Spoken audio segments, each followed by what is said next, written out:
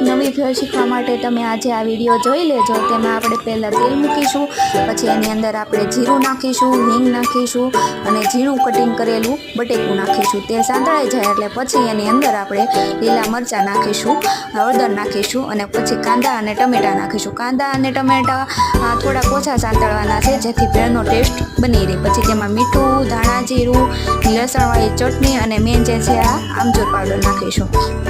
પછી એમાં પાણી નાખીશું અને થોડીક વાર ઉકળે એટલે પછી ચાટ મસાલો નાખી અને પાકવા દેવાનો છે। પછી ગેસ ઓફ કરી અને પછી મમરા નાખવાના છે, એક તમે યાદ રાખી લેજો। પછી બધું મિક્સ કરવાનું છે જેથી ભેળનો ટેસ્ટ બની રહે। પછી એની અંદર આપણે આ કેચઅપ નાખીશું। કેચઅપ નાખવાથી આમ ભેળ ખાતા હોય એમ અલગ ટેસ્ટ આવે।